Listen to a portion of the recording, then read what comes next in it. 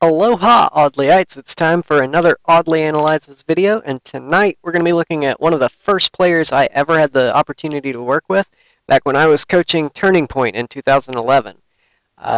He's a player I think is extremely talented, but a little on the reckless end of the spectrum. I'm talking about Mikwen of Team Envy. I usually have a theme for the videos that I'm focusing on, and so today's theme is going to be calculated risks, because as I said, Mikwen plays a little bit recklessly. With that said, let's watch him on Plaza Slayer in a scrim against OpTic Gaming from tonight.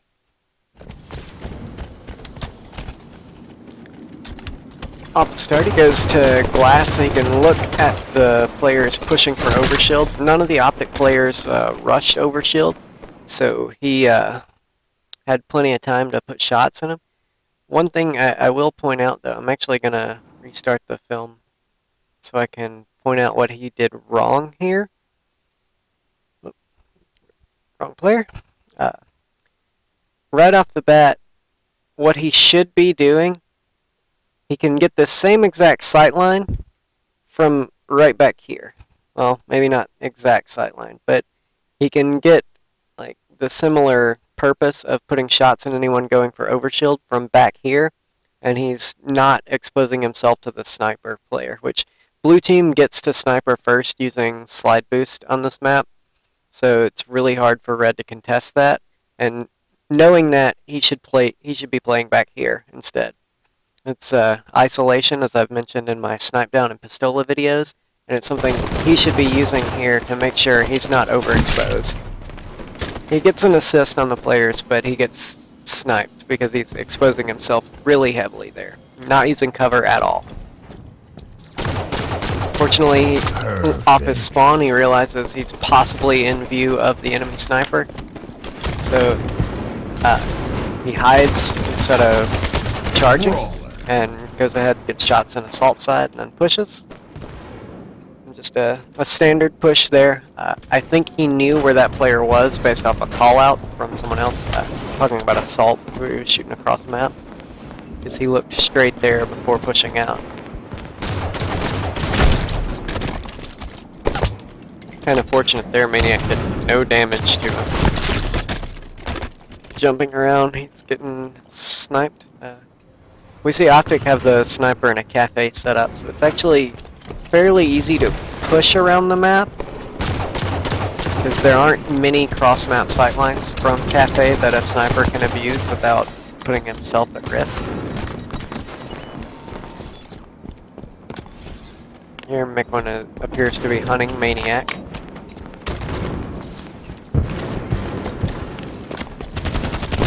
Gets the pinch with Pistola.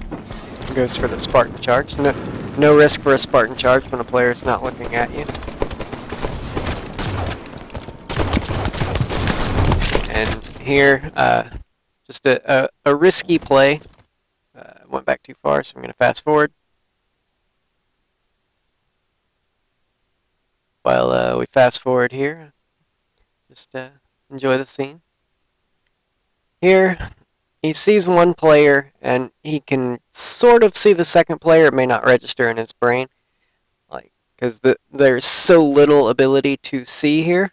But what he's doing, yet again, he's sitting way out of cover. But what he does, instead of potentially staying where he is and being able to thrust to cover, he moves forward and jumps. He thrusts late as he sees the second player, but he just avoided being anywhere near cover, and it cost him there. If he had been a little more patient, he could have had time to realize there were two guys there instead of just straight up challenge. But you want to make sure you have room to get back into cover. Here, it's fine for him to be where he is, because he knows anyone that comes around has to expose themselves really hard to the rest of his team. It doesn't matter if he dies while he's up on the ledge there. Here, his team are doing just a great job of swarming. I'm going to pause because they're making a team mistake here of being all in the same point. One of these players should either jump up to S4 or move to top middle to be able to watch different angles that Maniac may come from. Or as they attempt to swarm him, two of them should one, or at least one should move to the sniper ramp while the other drops down, which is probably what's going to happen as they hunt Maniac. Mikwen is instead challenging across the map. This is okay. Here. Once again, challenging across map. He hasn't had any call out that Maniac has died. So there's a little bit of a risk of him challenging this if Maniac were to double back, as he would get double teamed. So he should be assessing that risk in his head, and especially now that Maniac has gotten the perfect kill on APG, there's a really strong chance that Maniac is going to turn around and start fighting Austin as soon as he gets his shields back. Mikwen realizes this and pushes up while Assault is backed down. It's a great play. And right here, he knows he's weak as he lifts. With the risk assessment, he should assume that Assault has grenades and is going to be throwing grenades at his position right here. So right here, he has two possible decisions he can make. If he's making the assumption that grenades are coming his way, which I'm actually going to use spectator mode to cheat and see if Assault is throwing a grenade. They're still both in his hand, so he's actually in a gun battle with Hines right now. But if he makes the assumption that a grenade is coming his way, he should go ahead and drop, hugging this wall, and just stay right here. The player's already heard the lift, so the best assumption is that Mikwen is hiding at the top of the lift, and a grenade should bounce about right here to get him. So if he just drops, he should be safe from the grenade based off any potential grenade angle he could get, unless the player were to predict that he was going to drop, in which case that would be a great play. Here he hides, and he ends up getting his shields back. He does drop a bit belatedly. There was a grenade right as he came, so both players made the right play there. Here, he's hardcore challenging across map, and I'm actually going to go back to the rewind. Alright.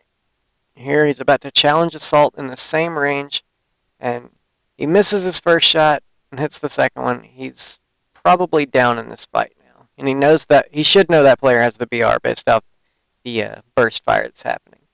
Richie Hines has died, so he should know that he's getting pushed, and he should try to get out of here, or at least get out of a position where he can be like shot from another player before he can get any more damage on the one he's fighting. So he's in a bad play, or between a rock and a hard place, so to speak. Here, he ends up hard challenging, and he gets cleaned up from up above by the AR. Sniper rifle in 10 seconds.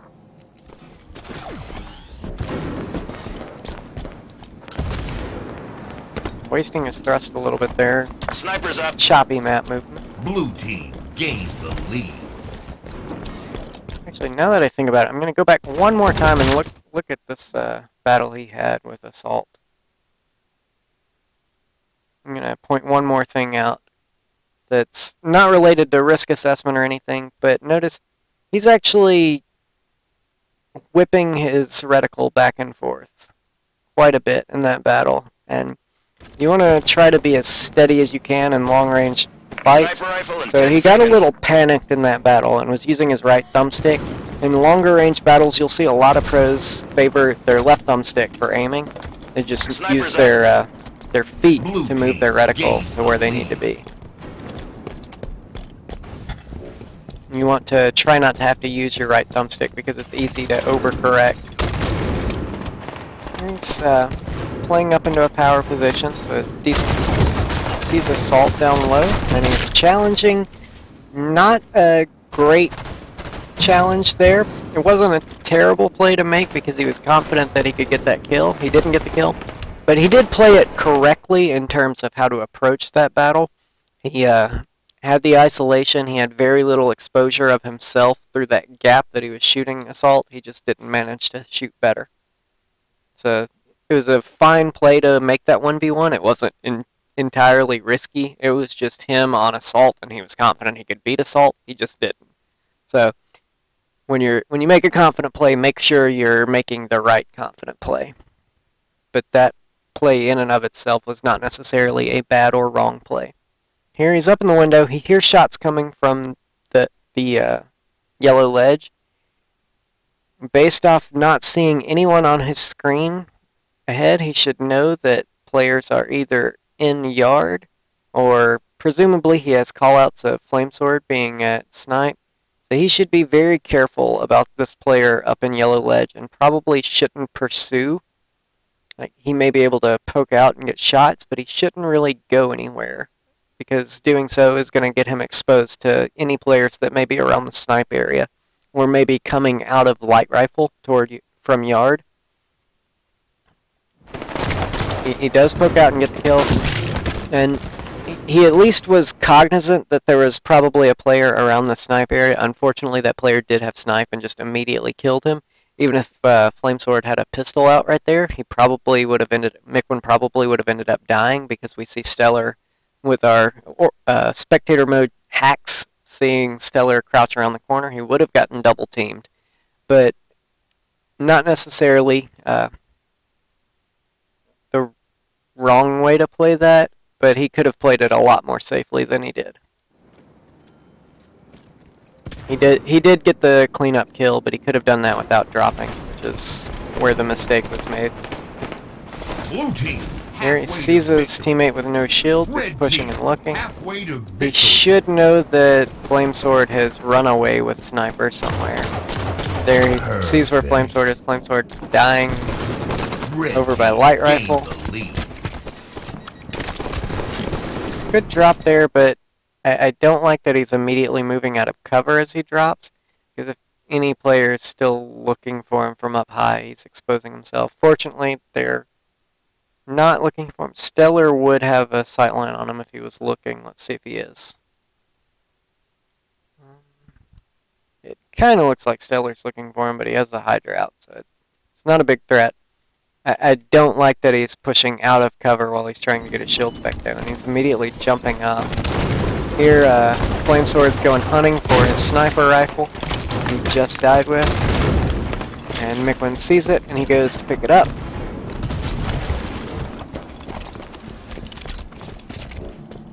He's going to top sniper with it. This is actually one of my least favorite positions for a sniper. Just to discuss a little bit about that point. When you're at sniper, it's a lot easier to push you from two angles, because the two primary spawn points are cafe and yellow over there, or glass. So it's really easy if teams spawn in yard or push from yard into both directions that you can get pinched, or you can get shot from an angle you weren't ready for, because players start spawning in the opposite direction of where you're looking with sniper at times. So if you're actually at sniper, it's really easy to get killed. If you're in cafe, you're blocking one of the primary spawns. Like, they'll become able to spawn under sniper, but it's not easy to kill you in cafe from bottom snipe. They have to actually push fairly hard to get that. They can't just shoot you unless they lift, in which case you can break the sight line and still keep watching what you're looking for. And there's this like hallway where it's really easy to force someone to walk into your reticle. So cafe is a really great place to snipe from, and anyone that's top snipe is exposed to you. The other place you can snipe from is top glass, where you start blocking glass spawns, and people will have to push through a very, very convoluted yard. Or they'll spawn bottom snipe and lift straight into your sniper, or they'll spawn cafe and be relatively safe from you and from your teammates, but they don't really have anywhere they can go, so to speak. So I don't actually like people holding sniper at top snipe, and that's my logic behind it. If you disagree, feel free to explain yourself in the comment section. But we're going to get back into watching Mikwen.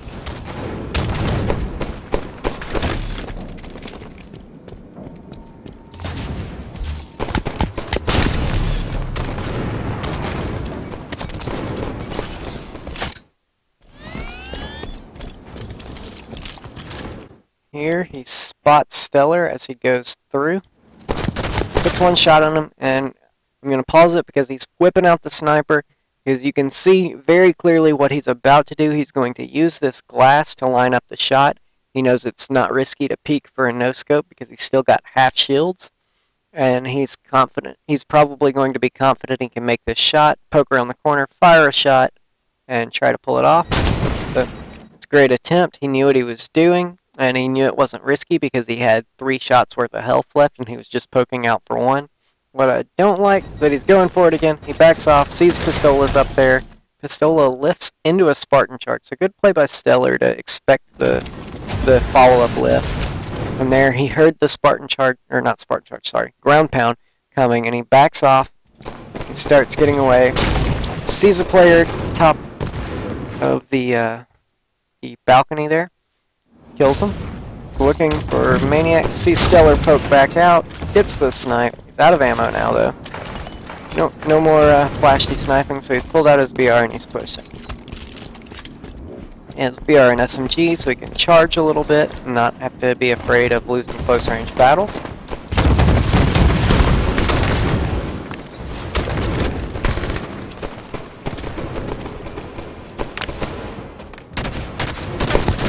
Here, yet again, I'm going to rewind, fast forward for 20 seconds, because that's how far it rewinds.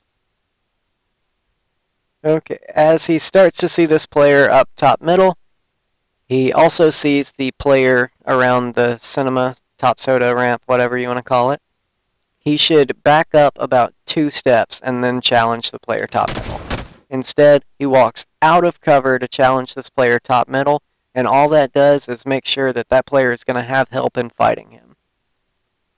So, as Mikwen gets 2 shots into Maniac uncontested, the other player, XDXD, which is Assault, gets help, and Mikwen dies because of it. Mikwen could have made that play without dying by simply staying in cover and isolating Maniac in a 1v1. Sniper in 10.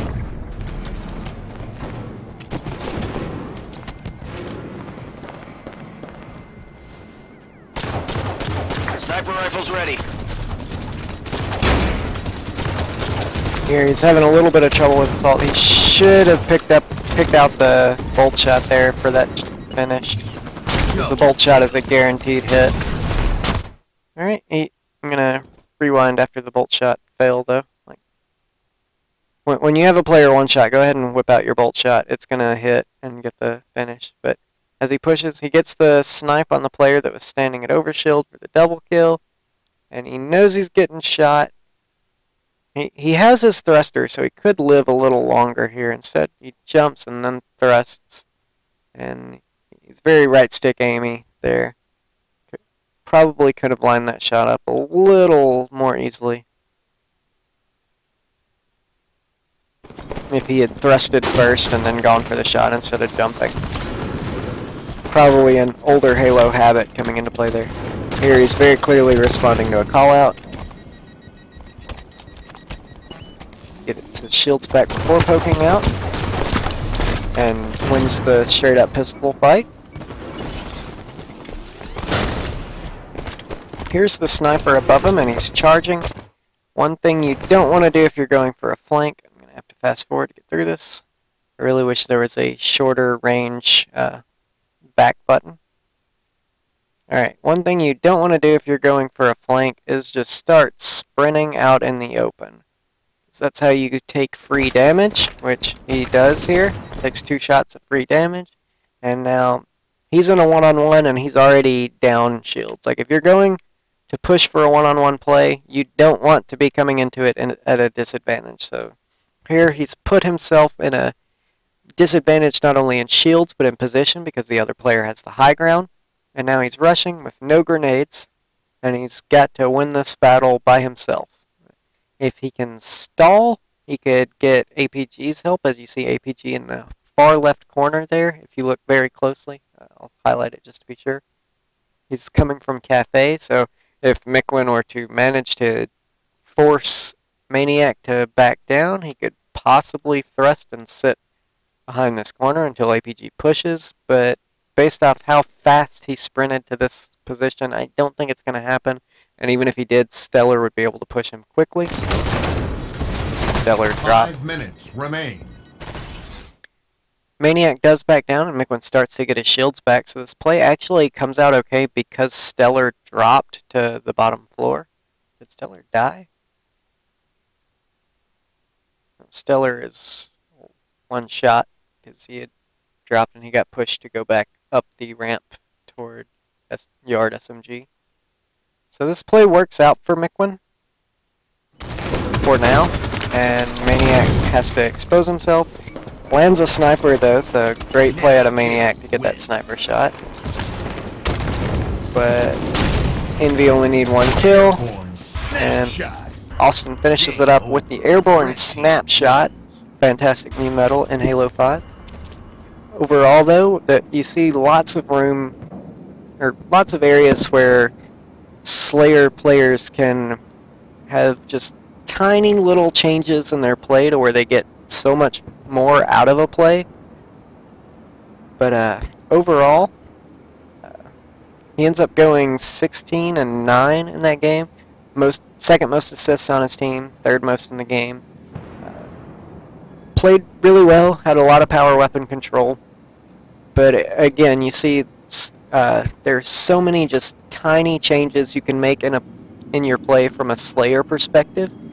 If you're the type of player who likes to watch Mikwen or try to mimic what Mikwen does, just make sure you use cover better. You don't force yourself into a disadvantage when you're challenging a 1v1, which he may have just been doing that in that one play because they were so close to victory. He wanted to just quickly clean up a few kills and get the game over with. But just cleaning up your play if you're a player like Mikwen who likes to just challenge and take risks. Just constantly try to isolate players into one-on-ones whenever you can, and you'll see a lot of improvement in your game, and oddly enough, you'll find yourself doing a lot better and winning more games. That's gonna end this video. Hope you guys enjoyed it. Hope you learned something about how to be a better Slayer, and if not, well, maybe when I cover a player who's not a Slayer, you'll enjoy it better. If you already know everything about Halo, why are you watching my videos to begin with? Because you're clearly smarter than me. But regardless of what you're watching the video for, I hope you guys just enjoy, support, tweet it out, whatever. And until next time, aloha!